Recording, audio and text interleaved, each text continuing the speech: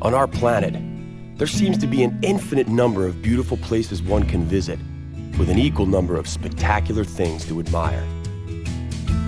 It requires nothing more than a curiosity to observe what is all around you. The miracle of nature manifests in countless ways, from breathtaking vistas to the simple movements of a common heifer.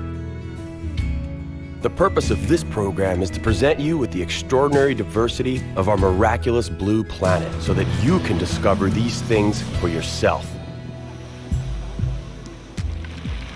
Today, we will visit Iceland and marvel at its numerous hot springs.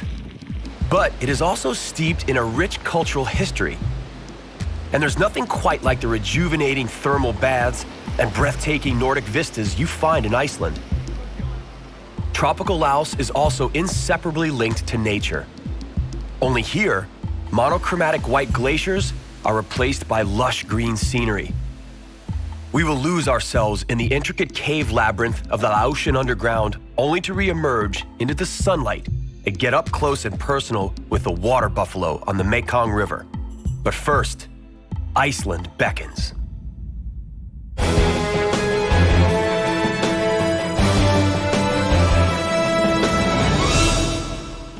The Republic of Iceland was established after declaring independence from Denmark in 1944. The island's history, however, dates back centuries. Ingólfur Arnarsson, one of the very first Viking settlers, admired Iceland's endless plains and volcanoes as early as the year 874. The land was arable, and only 60 years after Arnarsson's arrival, some 1,500 farms had established themselves here. Ingólfur landed in Iceland in a drakar, a traditional Viking ship that, at the time, was also considered a devastating warship. Jan Gunnar Arnarsson built a memorial to this ship called the Solfar in the port of Reykjavik. Ingólfur Arnarsson is closely linked to this place. Over 1,000 years ago, he settled precisely here. At that time, he called it the Smoky Bay. Today, we know it as Reykjavik. There exists no name more appropriate for this place. Fuming hot springs rising from the underground at temperatures between 98 and 102 degrees Fahrenheit are ever present. There's no reason for Icelanders not to bathe in them all year round. However, the most famous Reykjavik bath, the Blue Lagoon, isn't natural.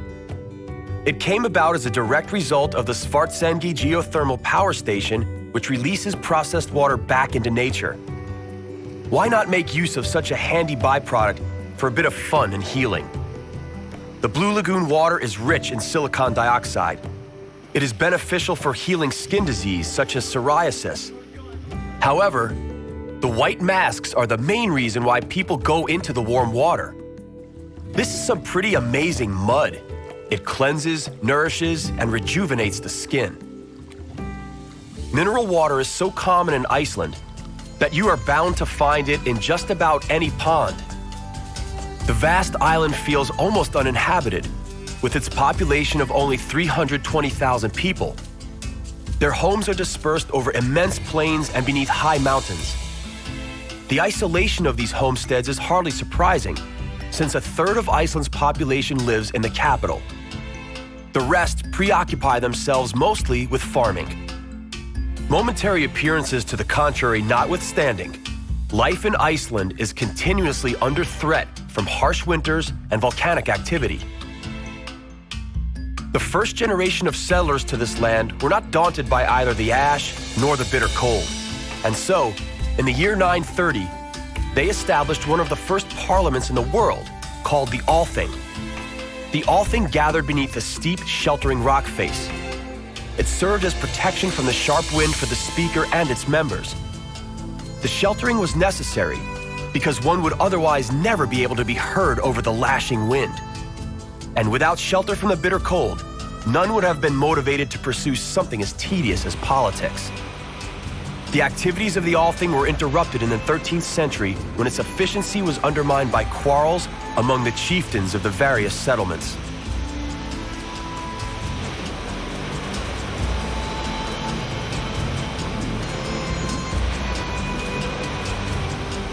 Several rivers, fed either by water from underground sources or from thawing glaciers, flow from inland to the sea. The longest, Pjorsa, is only 230 kilometers long. The shortest ones measure just several hundred meters. Each and every one of its 17 waterfalls are unique in one fashion or another. Its hostile and mostly barren landscape strongly resembles that of New Zealand.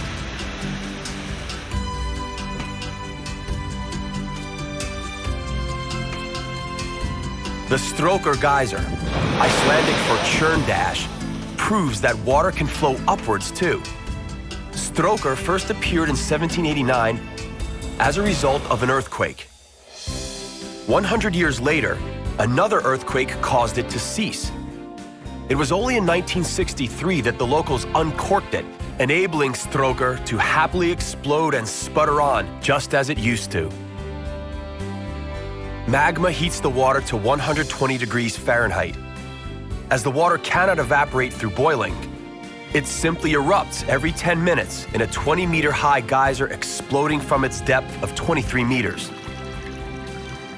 The mineral-rich water creates mineral as well as sulfuric sills. In Iceland, these encounters are commonplace.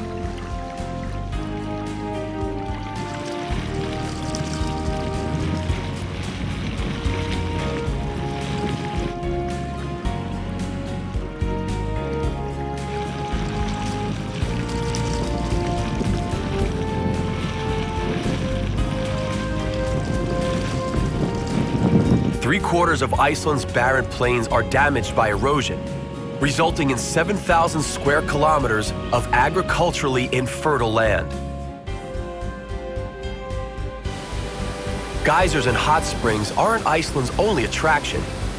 The numerous breathtaking waterfalls veiled in legends and myths are equally as alluring to visitors. The Godafoss waterfall, or Waterfall of the Gods, stood witness as a certain Porgir threw carvings of pagan gods into its waters to demonstrate his total acceptance of and conversion to Christianity.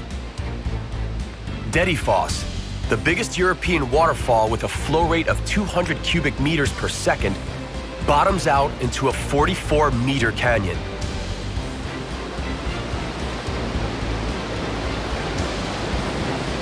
More than 1,000 years ago, the Vikings introduced a very special breed of horse to the island. All these years later, this horse has earned its right to be considered part of the Icelandic family. The Icelandic horse has adapted well to withstand the harsh winters. It also has a rather long lifespan. The Icelandic government prohibits the importation of other horses or the return of previously exported horses back into the country. Local horses are protected from importation-borne diseases and enjoy excellent health. Because the terrain seems endlessly mountainous, the horse is often the only practical means of transport. It is commonly used to look over one's farm or reach a neighboring homestead. These horses are well known for their stability and sure-footedness. Icelandic horses harbor explosive energy, which is evident in a particular fast-paced gait. It is called tolt and is innate to the local horses. Thanks to tolt, a fast ride on such a horse is pleasant even for a complete beginner. Original farmhouses from the 10th century were usually made of stone, clay, and grass, as trees hadn't been planted on the island, and the craftsmanship of brick burning had not reached Iceland yet.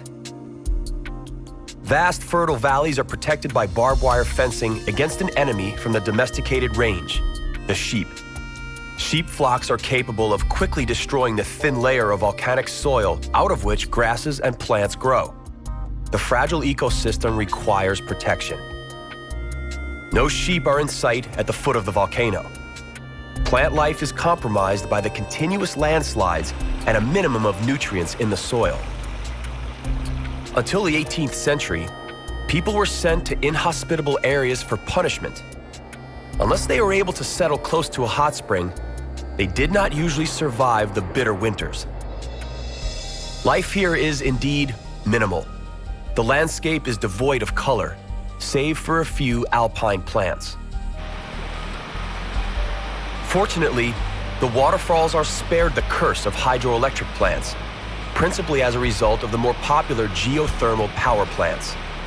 As a result, the waterfalls remain unspoiled and beautiful, attracting visitors from all over the world, including those who have seen both the Victoria and Niagara Falls.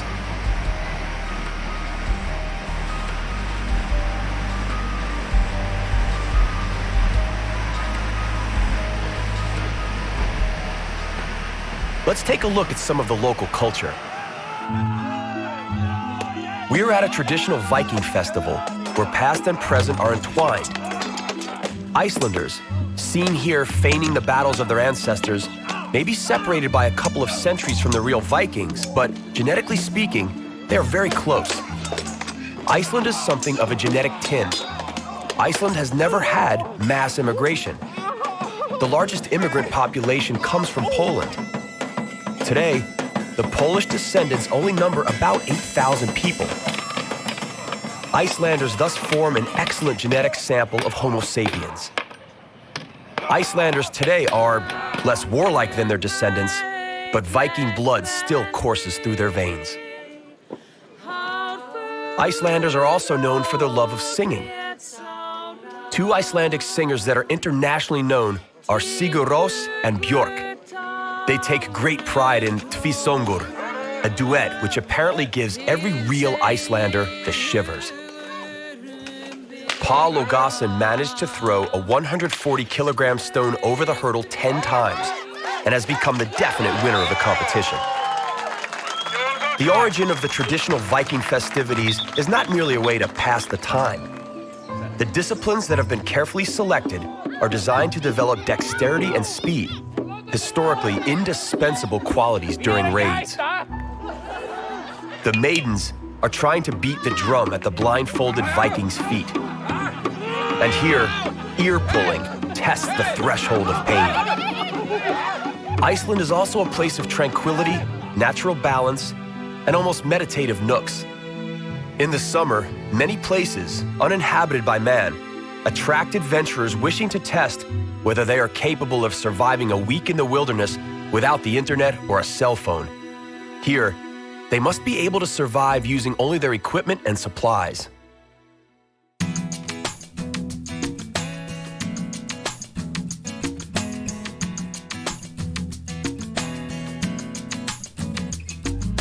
This seems the place from where the name Iceland would have come.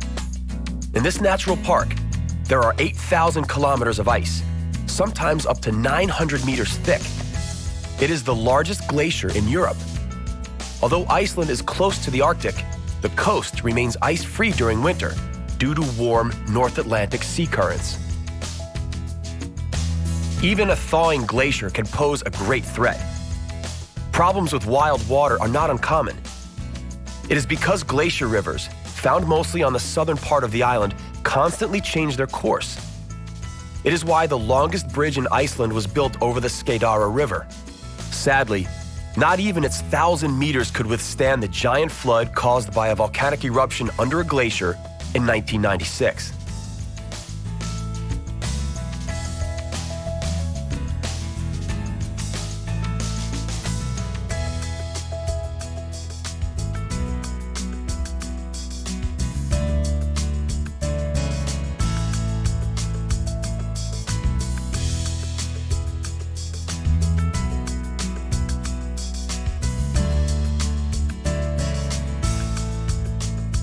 Looking at the mass of thawing ice, one cannot but ponder the question of global warming. It could bring a fast end to the glacier. Here, the situation is not grave just yet. This is what is called calving. As water buoys the iceberg, immense forces coalesce and cause massive ice blocks to break off. The ice block turns in the water, showing the thawed blue part. The color is influenced by the inability of ice to absorb the wavelength of blue light.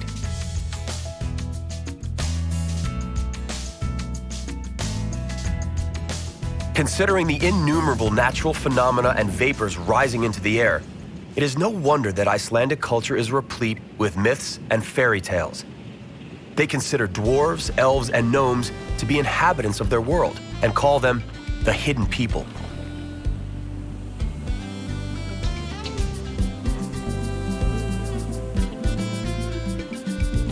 What causes all the volcanic and thermal activity? The answer is quite simple. It is right here, beneath Iceland, that the American and European lithospheric plates meet. The immense pressure with which they move against one another not only caused the formation of the island, but also opened numerous vent holes relatively near the Earth's core, causing the flow of magma and minerals. There are over 200 volcanoes, of which 30 are still active.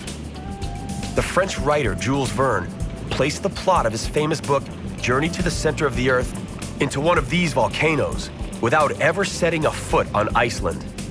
Nevertheless, many adventurers have tried to explore these volcanoes using his guidelines. Suffice it to say, none had any success.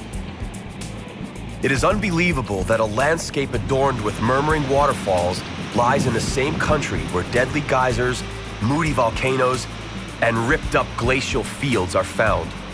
We treat ourselves to one last look at the monumental wonders before us.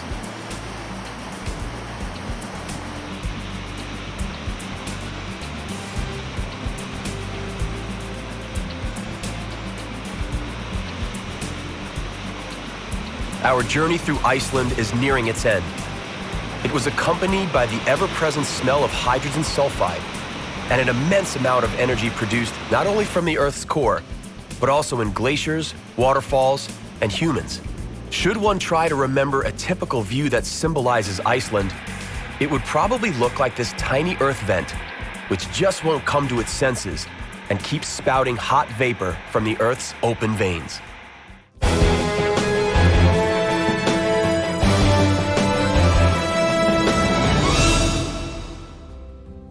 Welcome to Laos. The Mekong River is an inherent part of its heritage, as are the other natural wonders and the Buddhist religion. Laotian history traces back to the 14th century, but modern Laos, as we know it today, was founded in 1945.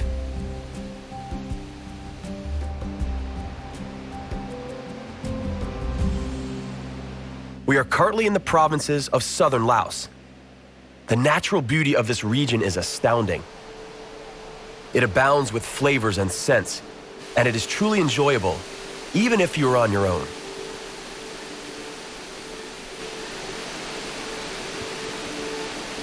The real treasure of southern Laos is the unpolluted and abundant water source.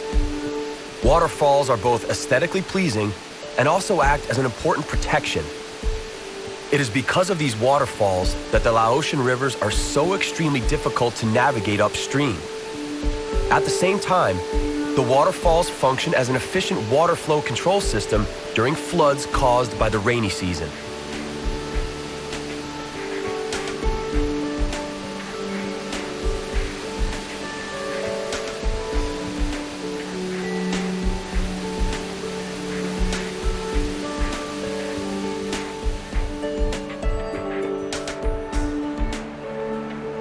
Tranquil waters from Laotian rivers and benign jungles lined with high mountains make up only a small part of Laos.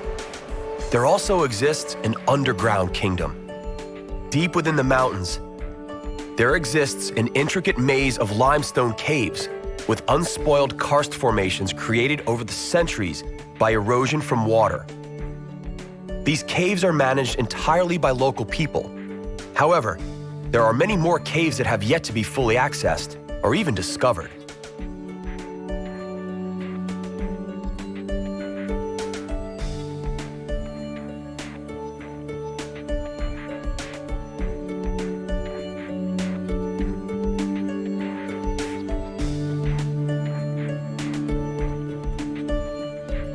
Nikola Tesla sang praise to the waterfalls as an inexhaustible source of ecological electrical power for all sorts of appliances. Laotians guard their waterfalls carefully, both against pollution in their vicinity and also against the greedy intentions of various energetic concerns. It is thanks to this mindful approach that allows us to interact in harmony with nature.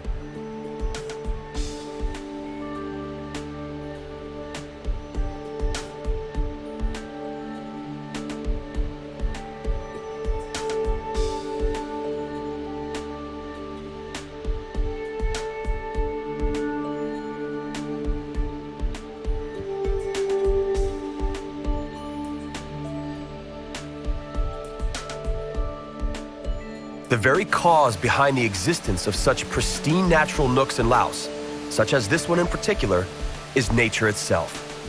The elemental expansion of the jungle often swallows up entire buildings and makes it next to impossible to lay roads and railways.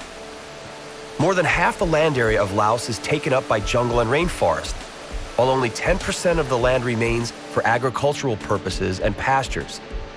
Both the rainforests and rivers are a source of sustenance for the people in times of poor rice harvests. The Tat Phan waterfall originates in a small river running down the Bolaven Plateau and ends in a 120-meter abyss surrounded by wild jungle.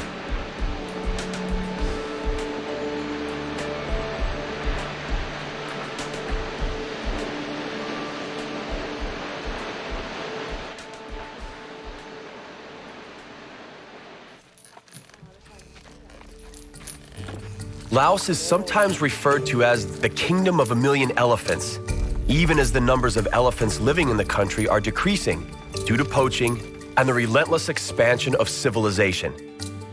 On the contrary, the number of water buffalo is on the incline. The water buffalo, or Bubalis bubalis, was initially a wild animal, but did not resist the domestication process. As such, over the last 5,000 years, it became a beast of burden used in agriculture and also as a plentiful source of meat and milk. Due to their great numbers, 153 million animals in Asia alone, the water buffalo is nicknamed the living tractor of the East.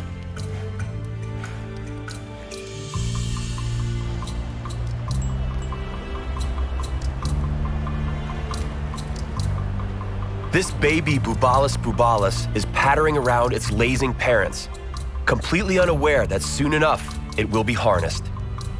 Although seemingly harmless, the water buffalo is statistically a very dangerous animal to humans. The Mekong River is the world's 10th largest river and the 7th longest river in Asia. Its length is estimated at 4,909 kilometers. From the Tibetan Plateau, this river runs through China, Burma, Laos, Thailand, Cambodia, and Vietnam. There are several reasons why it is referred to by many names, including the Great River, the River of Nine Dragons, the River of Miracles, and in Laos, the Mother of all rivers. There is, however, one main reason for the various names. The Mekong River is to Southeast Asia what the Nile is for Egypt and Sudan, the source of life.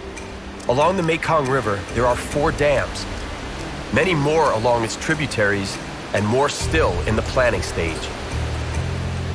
Here we are looking at the Ban Kon Cataract, one of the biggest in the world. The Mekong River is home to a staggering number of species of fish. Among the largest of these is the giant river carp, which can grow to nearly 5 feet and weigh 150 pounds. This damaged bridge proves that the Mekong River resists any human interference. Here, unceasing water surges over the Ban Kon from Laos to Cambodia, and with it ends today's episode. An episode which allowed you to submerge into the hot springs of Iceland, discover Icelandic glaciers, and finally, penetrate the dense Laotian rainforest and explore the dark caves of Laos.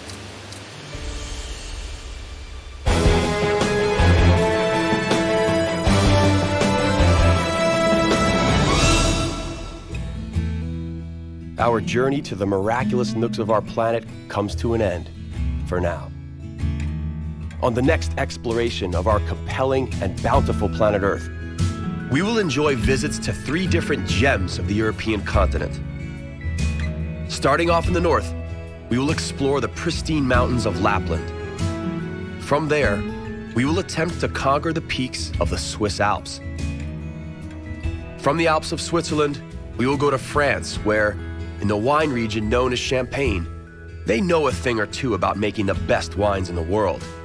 Then, we will end adventure in Gibraltar, one of the pillars of the ancient world.